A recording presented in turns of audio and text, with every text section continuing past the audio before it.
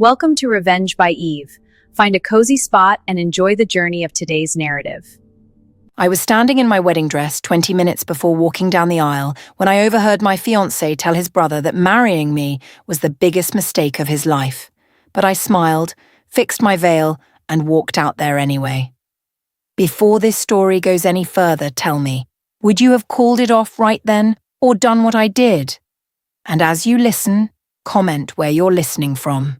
I read everyone. My name is Eve Callahan, and 3 years ago, I thought I'd found the love of my life. His name was Marcus Chen, and we met at a charity gala I'd helped organise for the literacy non-profit where I worked as development director. He was there representing his family's investment firm, and when he walked up to my table to bid on the silent auction, something just clicked. And Marcus was handsome in that effortless way some men are. Tall, well-dressed without being flashy, with a smile that made you feel like you were the only person in the room. We talked for 20 minutes about nothing important, but by the end of the night he'd asked for my number. Our first date was at a small Thai restaurant he'd discovered during a business trip to Portland. He was attentive, asked questions about my work, my family, my dreams. When I told him about my goal to eventually open my own consulting firm helping non-profits with fundraising strategy, he didn't dismiss it or minimize it. He said, "You should do that. You'd be incredible at it." That meant everything. We dated for 2 years before he proposed, and during that time I fell completely in love with who I thought he was. He'd surprise me with weekend trips to the wine country. He'd show up at my apartment with takeout after long days at work. He remembered small things I mentioned, my favourite flowers, the podcast I was obsessed with, the fact that I hated cilantro. His family welcomed me warmly. His mother, Patricia, was elegant and kind, always asking about my parents and making sure I felt included at family dinners. His father, Richard, was quieter but seemed to approve of me. And his younger brother, Kevin, was friendly in that surface-level way siblings partners often are. Marcus proposed on a trip to Santorini. We were watching the sunset from our hotel terrace, and he got down on one knee with a ring his grandmother had worn, reset with a stone he'd chosen specifically for me. "You make me want to be better," he said. "Ooh, I want to build a life with you." I cried and said yes, and I meant it with every cell in my body. The wedding planning started immediately. We set a date 14 months out, giving us plenty of time to plan the kind of wedding Marcus's family expected. Formal, elegant, expensive. His parents insisted on paying for most of it, which both relieved me and made me slightly uncomfortable. My parents were solidly middle class. They couldn't compete financially with the Chens. But Patricia assured me it was their joy to do this. "You're going to be our daughter," she said, squeezing my hand. "This is our gift to both of you." I threw myself into planning.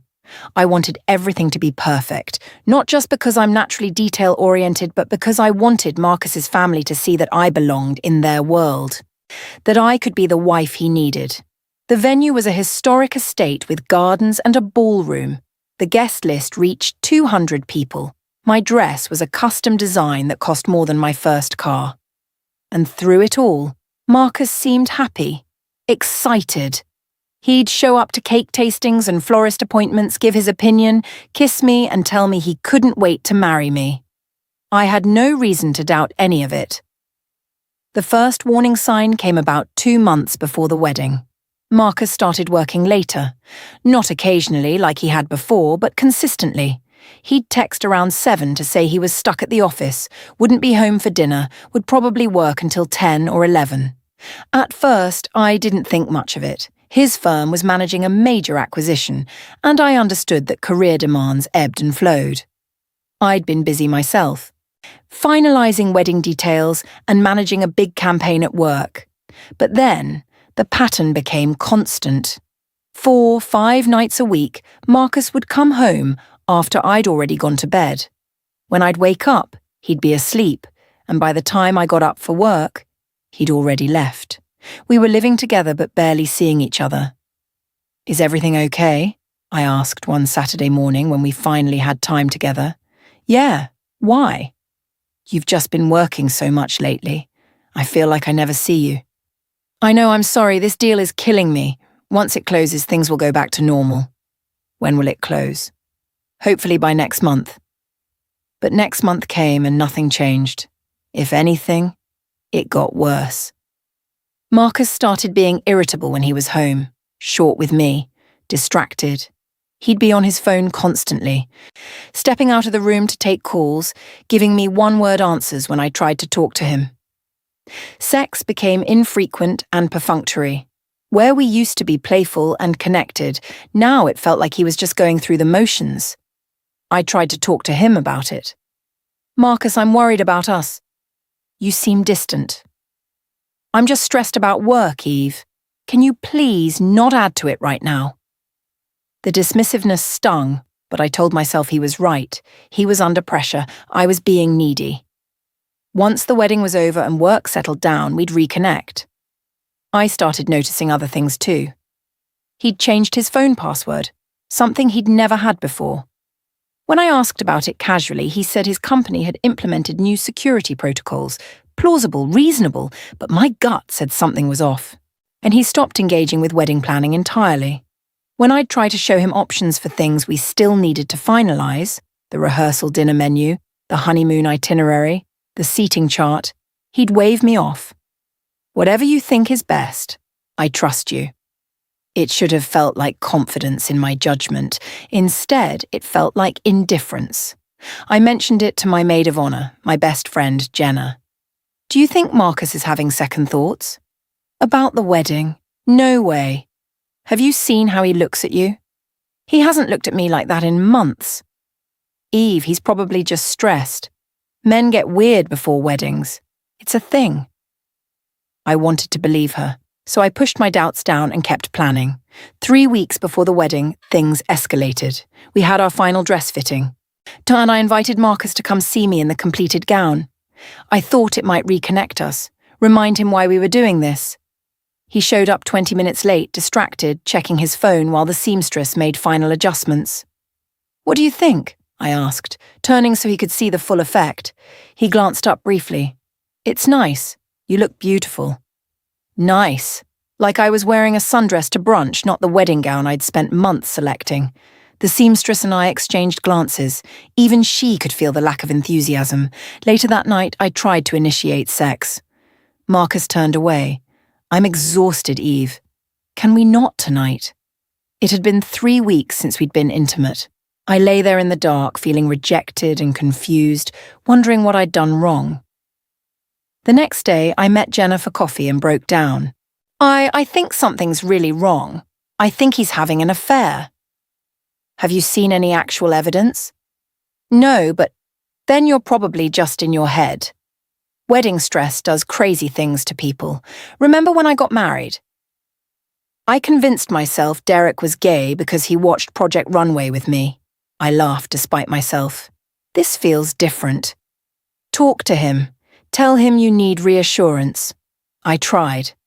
That night, I sat Marcus down and told him I felt disconnected from him, that I needed to know we were okay. We're fine, he said, not looking up from his laptop. You're overthinking.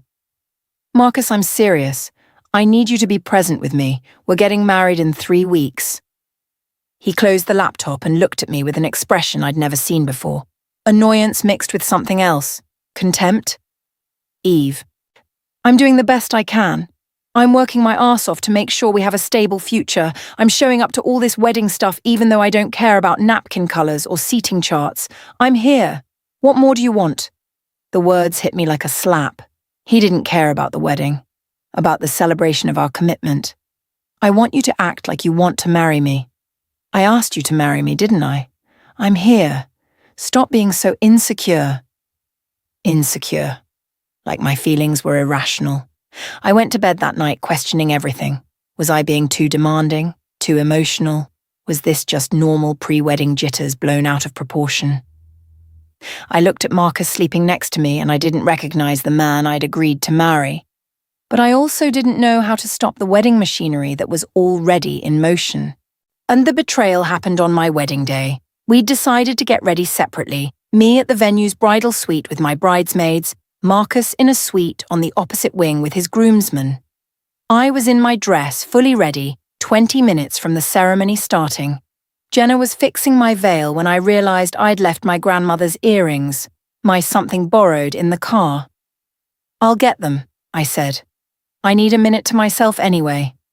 I walked down the quiet hallway toward the exit, my dress rustling, practicing my deep breathing to calm my nerves.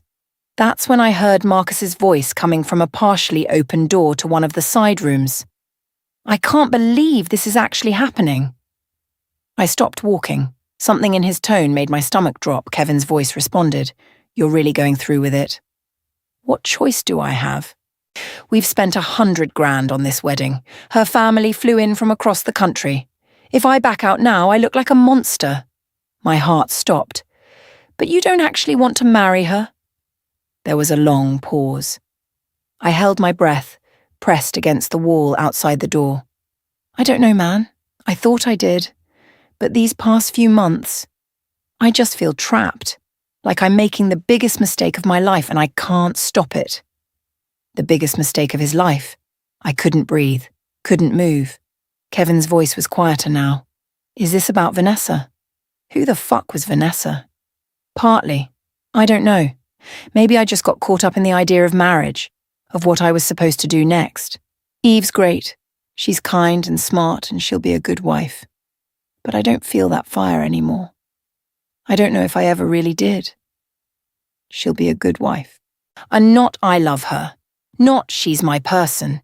She'll be a good wife. Like I was a household appliance he'd carefully selected. "So what are you going to do?" Kevin asked. "Get through today. Figure it out later. Maybe it'll get better once we're married." Maybe it'll get better. He was marrying me, hoping his feelings would change. "That's fucked up, Marcus." "Yeah, well, welcome to my life." I heard footsteps approaching the door. I stumbled backward, my vision blurring, and nearly tripped on my dress. I made it to the bathroom down the hall and locked myself in a stall. I stood there in my wedding dress, 20 minutes from marrying a man who'd just said I was the biggest mistake of his life, and I felt my world shatter. Every late night, every dismissive comment, every moment of distance suddenly made horrifying sense. He didn't love me. Maybe he never had. And whoever Vanessa was, she was the reason why. I wanted to run, to rip off this dress and disappear, to scream. But I didn't. Because in that moment, standing in that bathroom stall, something shifted inside me. If Marcus thought he could use me, marry me out of obligation, trap me in a loveless marriage while he pined for someone else, he was wrong. I wasn't going to give him the easy out of a cancelled wedding where he could play the victim. I was going to give him exactly what he asked for. And then I was going to destroy him. That was the moment I stopped waiting for them to change.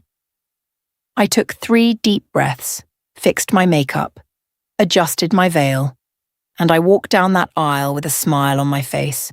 Marcus was waiting at the altar, looking handsome in his tuxedo, his expression carefully arranged into one of love and anticipation. I looked him in the eyes as I approached, and I saw it. The performance. The mask he'd been wearing for months. The officiant began the ceremony. Marcus said his vows, words about partnership and forever that he didn't mean. When it was my turn, I spoke vows I'd written weeks ago, back when I still believed in us, but I delivered them differently now. Not with love, with calm certainty.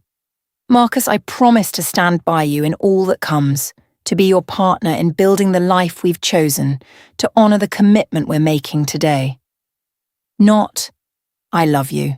Not, you're my soulmate. Just the transactional reality of what this marriage actually was." We exchanged rings. The officiant pronounced us married. Marcus kissed me, and I felt nothing. The reception was a blur.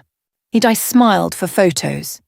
I danced with Marcus during our first dance, his hand on my waist, both of us playing our parts perfectly. I watched him laugh with his family, accept congratulations from friends, toast to our future. And I began planning his downfall. During the reception, I excused myself to the bridal suite and made a phone call. Not to a friend, not to family, to a private investigator. I'd found her card months ago when doing research for a work project. a former police detective who now specialized in marital investigations. "This is Eve Chen. I just got married 2 hours ago, and I need to hire you to investigate my husband." She didn't even sound surprised. "What do you need to know?" "Everything. I need to know who Vanessa is. I need to know if he's having an affair. I need documentation of everything he's been hiding. This will be expensive. I don't care. I have access to our joint account, and as of today, what's his is legally mine. Use whatever you need. I'll start tomorrow." I hung up and rejoined my wedding reception. I danced with my father, I cut the cake, I threw my bouquet. And when Marcus and I left for our wedding suite that night, I let him sleep with me one more time. Not out of desire, but as part of the performance. He had no idea that I knew, that everything had changed. He thought he'd gotten away with it. The investigation took 3 weeks. During that time, I was the perfect wife. Attentive, loving, supportive. I cooked his favorite meals. I asked about his day. I initiated sex regularly. Marcus seemed relieved. Like maybe he'd been right, and maybe marriage would fix whatever was wrong. I let him believe it. The investigator sent me her report while Marcus was at work. I read it in our apartment, sitting at the kitchen table where we'd shared countless meals. Vanessa Rodriguez, 26 years old, junior analyst at Marcus's firm. They'd been sleeping together for 7 months, since exactly the time Marcus started working late and becoming distant. The affair had started at an office happy hour and escalated quickly. They'd been to hotels in the city 17 times. He'd bought her jewelry, taken her to restaurants I'd wanted to try. He'd told her he was going to leave me, that he'd only proposed because of family pressure, that he'd call off the wedding. But he hadn't. He'd married me anyway. The report included photos, Marcus and Vanessa having lunch, kissing in his car, entering a hotel together. The final page detailed Marcus's finances. The investigator had accessed records I didn't know existed. Marcus had a separate bank account. One he'd opened before our engagement and never disclosed. He'd been moving money into it for 2 years, money that should have been marital property. Over $300,000. He'd been preparing for a divorce before we'd even gotten married. I sat at that table for an hour, absorbing everything. Then I made my plan. The quiet plan took precision. First, I documented everything. I made copies of the investigator's report. I saved every photo, every transaction record, every piece of evidence. Then I consulted with 3 different divorce attorneys. Not to hire one yet, but to understand exactly what I was entitled to. In our state, the infidelity affected spousal support and asset division. Hidden assets would be split unfavorably for the person who'd concealed them. I learned that I could get significantly more than half of everything if I played this right. Next, I created my own financial safety net. I'd been building my consulting business quietly over the past year, taking on clients here and there. I accelerated that work, building a client base that would support me independently. I transferred money from our joint account into a separate one in my name. Not everything, just enough to match what he'd hidden. If he was creating secret reserves, so was I. I also started gathering character witnesses. I told close friends about Marcus's distance, his late nights, his changed behavior, not accusing him of anything, just expressing worry about our marriage, and creating a narrative that people would remember later. And I waited. I wanted Marcus to feel secure, to think he'd successfully deceived me, to relax. For 2 months, I was the perfect wife while building my case. The payoff came on our 3-month anniversary. I'd planned a dinner, told Marcus I wanted to celebrate how happy we were. He seemed genuinely pleased. "I'm glad you're doing better," he said. "You were so stressed before the wedding." Stressed. Right. I made his favorite meal, set the table beautifully, chilled expensive wine, and I invited guests. Marcus came home to find not just me, but his parents, his brother, my parents, and Jenna all sitting in our living room. "What's going on?" he asked, confused. "I wanted to have everyone together," I said calmly. Because I have something important to share. His face went pale. He knew. Somehow he knew this wasn't good. Eve, maybe we should talk privately. No, I think everyone should hear this, especially since your parents paid for our wedding. They deserve to know what they invested in. I pulled out a folder. The same folder I'd been carrying in my purse for weeks. Marcus and I got married 3 months ago. It was a beautiful ceremony, expensive, meaningful, the start of our lives together. I opened the folder. What I didn't know on my wedding day was that 20 minutes before I walked down the aisle, Marcus told his brother that marrying me was the biggest mistake of his life. The room went silent. Marcus's mother gasped. Eve, what are you— I overheard you, Marcus. I heard you tell Kevin that you felt trapped, that you didn't feel the fire, that you were only going through with it because you'd already spent the money. His father stood up. Marcus, is this true? Marcus's face had gone from pale to red. Eve, you're taking it out of context. Am I? Because I also have evidence that you've been having an affair with your co-worker, Vanessa Rodriguez, for the past 7 months, including during our engagement and marriage. I handed out copies of the photos, watching his family's faces as they processed what they were seeing.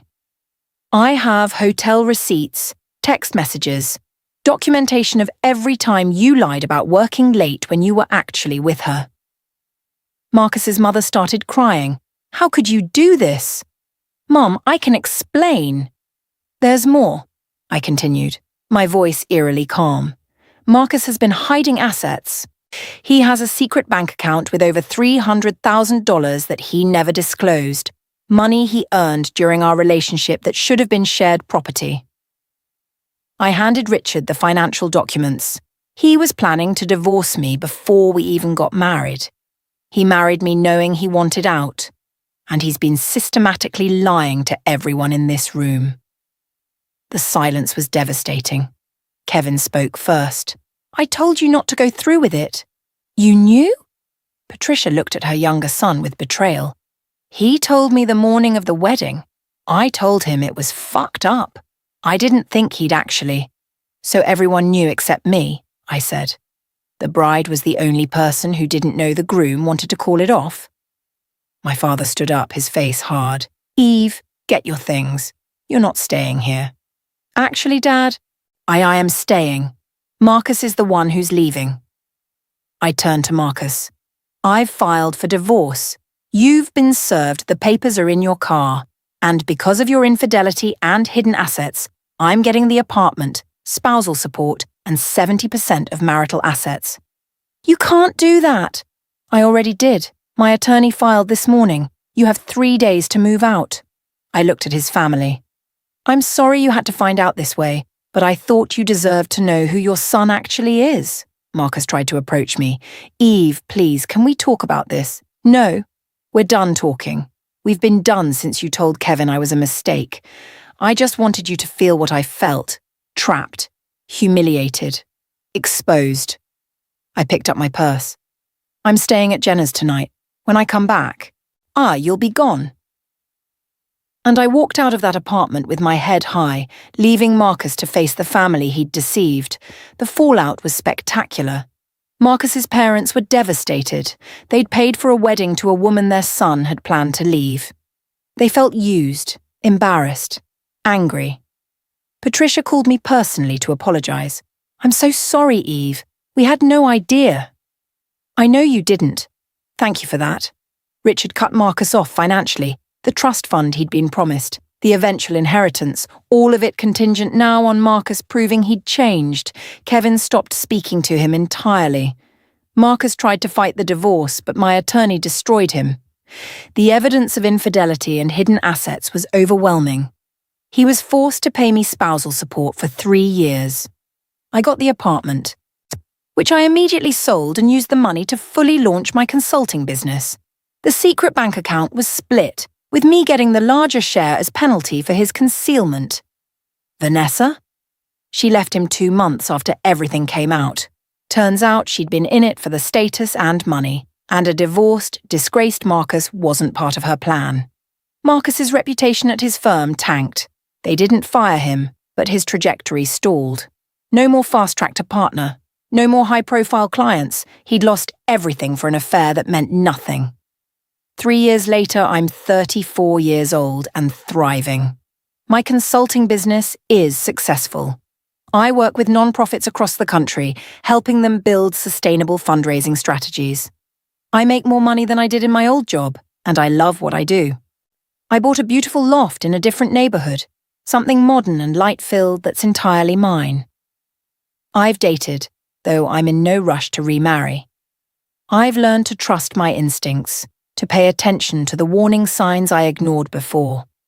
I heard through mutual friends that Marcus eventually married someone else, someone young and impressed by his credentials who doesn't know his history. I don't wish him ill, but I don't wish him well either. I just don't think about him much at all. The divorce was painful, but it freed me from a marriage that would have slowly eroded who I was. Better to end it with dignity than to spend years wondering why I wasn't enough. Some people think what I did was cruel, that exposing him in front of his family was unnecessary, but I don't agree. He didn't just betray me. He betrayed everyone who celebrated our wedding, who invested in our future, who believed in us. They deserved to know the truth, and I deserved to reclaim my power. Walking down that aisle knowing what I knew, smiling through a ceremony I knew was built on lies, that took more strength than calling it off would have. Because I wasn't running away. I was running toward something better. The version of me who walked out of that apartment 3 months later was stronger, clearer, and more certain of her worth than the version who'd said, "I do." And that's the real victory. If you were in my place, what would you have done differently? And don't forget to tell me, where are you listening from right now?